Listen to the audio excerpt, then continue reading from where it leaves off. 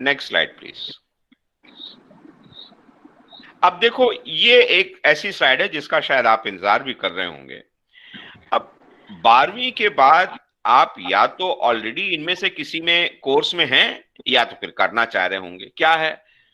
CA है, marine है, defence है, लॉ है, इंजीनियरिंग है, मेडिसिन है, एससीआरए रेलवेज का होता है। फिर मास मीडिया है, डिजाइन है, आर्किटेक्चर है, फैशन है, टूरिज्म है, ट्रैवल है। देखो, ये ऐसे कोर्सेज हैं जिनको 12वीं के बाद तुरंत ज्वाइन किया जा सकता है। तो जो लोगों ने ताजा ताजा 12वीं करी हो और अभी वो किसी कैरियर में नहीं गए हों, तो इसके बारे में जानकारी जरूर लें। आप इसको चूज करें ना करें, ये एक दीगर चीज है। जानकारी होना बहुत जरूरी है। एक कहावत है अंग्रेजी में, better the devil you know than you don't. शैतान को जानो, बुरा है तो क्या हुआ, जानो। अच्छाई को तो जानो ही, लेकिन शैतान को भी जानो। और जो लोग ग्रेजुएशन के लगभग करीब हैं या ऑलरेडी कहीं पर हैं, तो उनके पास बहुत सारी दूसरे टाइप के ऑप्शन हैं, जिसमें एमबीए है, फिर एलएलबी है, फिर MA journalism, master in journalism है, टीचिंग है, एकेडमिक्स है, रिसर्च है। जैसा कि मैंने पहले बताया, मैं खुद ही रिसर्च में जाना चाह रहा था, लेकिन मैं जब आईआईटी के अपने 5वें उस सेमेस्टर में पहुंचा और हमने देखा कि यार, हम अगर जो जाएंगे तो अमेरिका की टॉप यूनिवर्सिटीज में एडमिशन तो हमें बन जाएगा, लेकिन शायद हमको लगा कि हम टॉप टॉप में नहीं रहेंगे। हमारी हमेशा जिंदगी में ये ख्वाहिश रही कि हम जहां भी रहें नंबर 1 रहें। अब है, ने दिया, माँ बाप ने दिया। तो फिर आखिरी सेमेस्टर में हमने डिसाइड किया, अच्छा भाई चलो विलायत नहीं जाते। हमें स्कॉलरशिप मिल गई थी न्यूयॉर्क यूनिवर्सिटी की। तो हमने तय किया कि भाई इंडिया में रहेंगे। तो इंडिया में हमने देखा, एक सोचा कि यार सबसे अच्छी चीज क्या है। तो सन 78 की बात कर रहा हूं मैं। उस वक्त हमको सबसे अच्छी चीज आईएएस लगी, तो हमने फट से निर्णय लिया। और वहां पिताजी ने नहीं बताया, हमने अपना खुद निर्णय लिया, आईएएस देंगे। पिताजी हमारे आईआरएस थे, 56 बैच के, कस्टम एक्साइज में थे, रिटायर हुए थे कमिश्नर होके। तो इलाहाबाद में पोस्टिंग भी रही है उनकी। बल्कि मैंने जो पहला इम्तिहान दिया तो इलाहाबाद में ही आके दिया था। उस साल मैं रेलवेज में सेलेक्ट हो गया था 21 ईयर्स में। तो एनीवे, ये है कि फिर आपके पास एमबीए का है, लॉ का है, जर्नलिज्म है, टीचिंग है, एकेडमिक्स है, रिसर्च है, आर्मी है, बहुत सारे कोर्सेज हैं। अब अब आप कहेंगे कि सर आप आईएएस के बारे में क्यों नहीं बात कर रहे हैं? आईएएस के बारे में भी बात कर लेंगे, लेकिन आपको मालूम होना चाहिए कि आपके टेबल पे कितने कितने प्रकार की चीजें अवेलेबल हैं, और इनके हर एक के बारे में आपको जानने की कोशिश करना चाहिए। ये कौन बताएगा? कौन? नंबर 1 आपके पेरेंट, जो कि आज के उसमें जुड़े हुए हैं। नंबर 2 आपके टीचर हैं। गुरु गोविंद दोनों खड़े, काके लागू पाए, बलिहारी गुरु आपने गोविंद दियो बताए। Teacher is very important. और तीसरा, दोस्त। दोस्त बहुत इन्फ्लुएंस करते हैं डिसीजन को, बनाते भी हैं, बिगाड़ते भी हैं।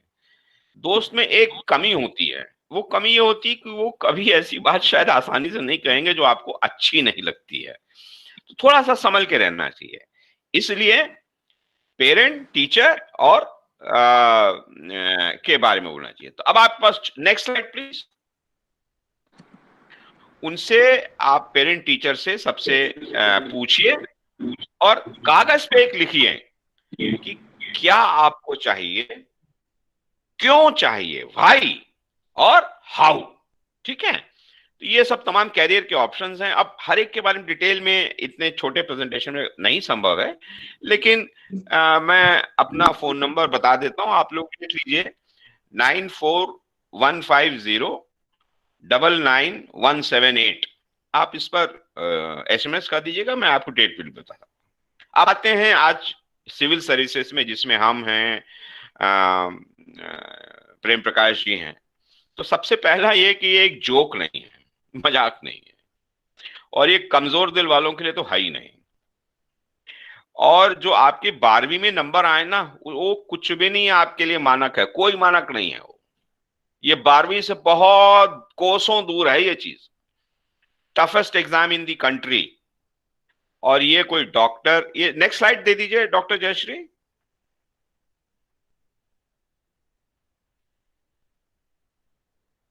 Doctor Jayashree, next slide please.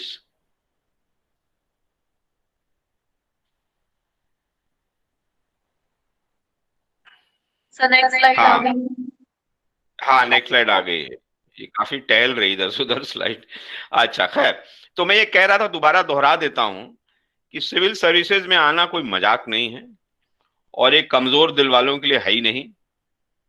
और 12वीं में जो नंबर मिले हैं वो कोई भी मानक ही नहीं है, बहुत कोसों दूर है ये एग्जाम।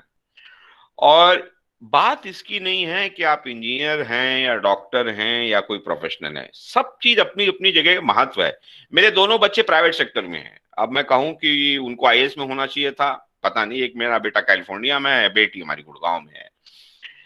लेकिन एक चीज हम बता देंगे कि सिविल सर्विसेज पे हाथ तभी डालो जब कम से कम 3 साल, 365 दिन, हर साल में 12 घंटे मेहनत कर सको, पढ़ सको, और नहीं तो हाथ मत डालना इसमें। ठीक है, ये मेरा सुझाव है। बाकी जो कम पढ़ के आ गए, सुभान अल्लाह। मैं जो बता रहा हूं, जो अब मेरा तजुर्बा है, अगर जो इतनी मेहनत कर सकते हो तो हाथ डालना, नहीं तो हाथ मत डालना। आईएएस तो बन ही नहीं पाओगे, गारंटीड। ये मेरी गारंटी, लिख के रख लो कहीं पर। कहने का मतलब क्या है, हाई रिस्क जॉब है ये, हाई रिस्क गोल है। लॉन्ग वेटिंग टाइम, 2 से 4 साल, डू और डाई। और सबसे महत्वपूर्ण, अपने ऊपर 1000% से भी अधिक का फेथ होना चाहिए। जानते हो क्यों?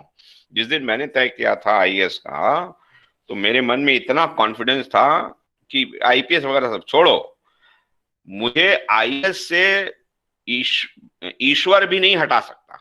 अब जो उतार है साक्षात, तो वो भी हमको आईएएस बनने से विमुक्त नहीं कर सकते। ये मेरा कॉन्फिडेंस लेवल था। तो ये कॉन्फिडेंस लेवल बहुत इंपॉर्टेंट है, और ये अडिग होना चाहिए, तब जाके आप कुछ।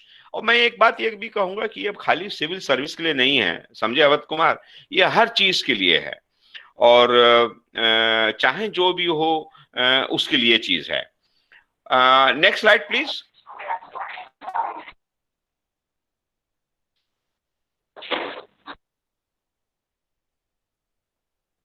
बस अब 2 स्लाइड और रह गई हैं।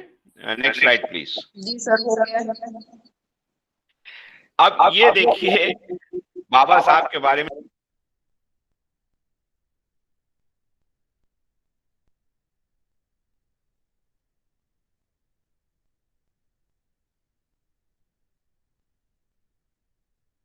तो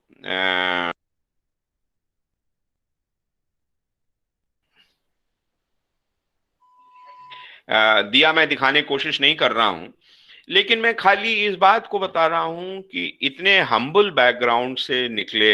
समझे अवध बेटा, तुम्हारी शक्ल दिख रही है मुझको, तो वो भी इतना सब कुछ पाया। अब कहो साहब ये किस्मत की बात है, अब यह किस्मत अपने घर रखो, जो अपने से कर सकते हो वही किस्मत है।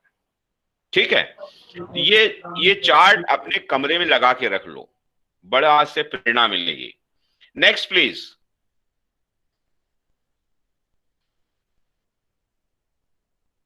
Next please.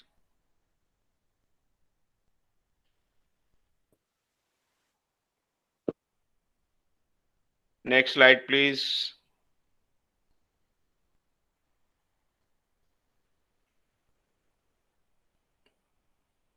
ये देखिए, ये एक सब्जी मंडी का सीन है। ये बाहर फाटक है सब्जी मंडी का, अंदर तमाम सब लोग अपना अपना माल बेच रहे हैं।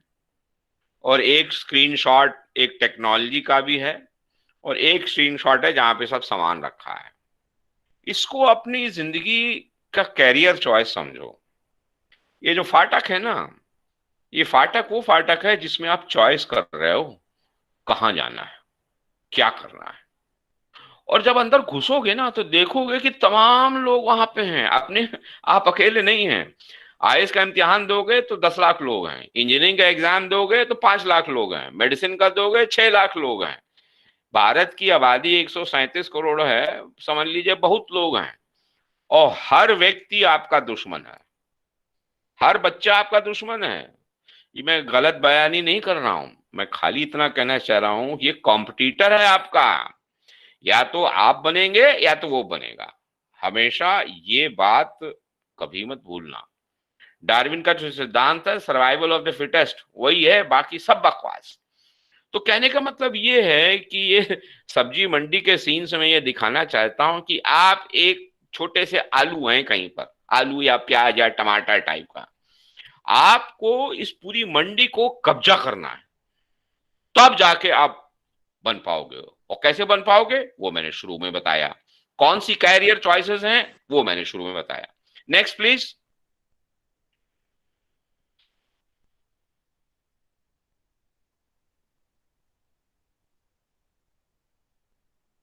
बहुत पहले खरीदी थी, करीबन आज से 3-4 साल पहले।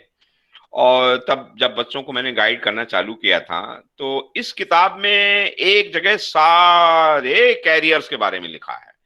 वैसे तो आपको जानकारी है, इंटरनेट है, गूगल है, खूब सब कुछ है, आजकल इतने कोचिंग इंस्टीट्यूट हैं अड़ंग बड़ंग। लेकिन एक ही किताब थी, तो मैंने कहा आपको उसकी फोटो दिखा दूं, और आप चाहें तो बाजार से खरीद सकते हैं और एक बार उसको पढ़ सकते हैं, समझ सकते हैं, और अपने पेरेंट, टीचर और फ्रेंड से भी बात कर सकते हैं।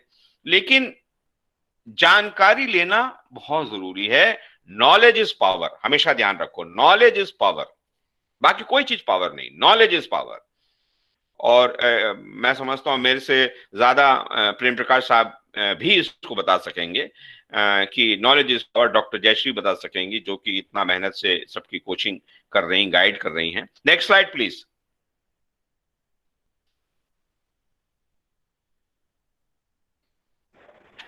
तो देखो बच्चों, एक जिंदगी को दो छलांग में नहीं पार किया जा सकता, एक ही छलांग में पार करना। कहने का मतलब ये है कि आपको इतनी मेहनत करनी है, इतनी मेहनत करनी है कि आप जो एक आपके ड्रीम में और अचीवमेंट में जो खाई है, जो दूरी है, उसको पा सकें। जो बोओगे वही काटोगे, बाकी कुछ नहीं होता। Next slide please.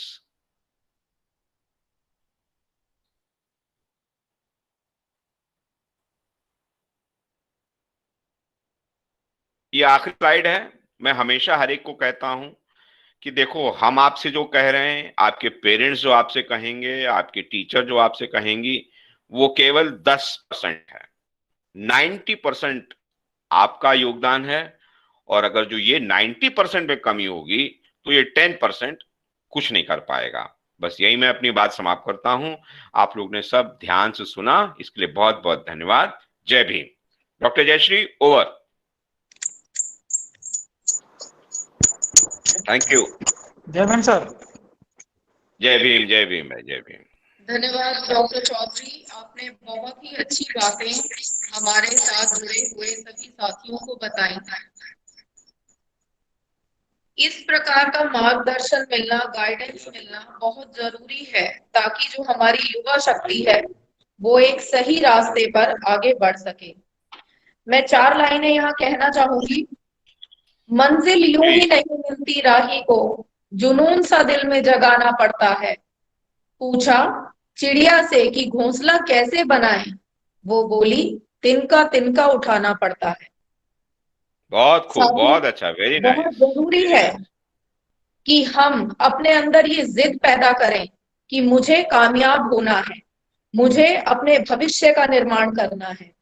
क्योंकि यदि मैं आगे बढ़ूंगा तो मेरा परिवार आगे बढ़ेगा, मेरा परिवार आगे बढ़ेगा तो मेरा समाज आगे बढ़ेगा, और जब समाज आगे बढ़ेगा तो मेरा राष्ट्र आगे बढ़ेगा।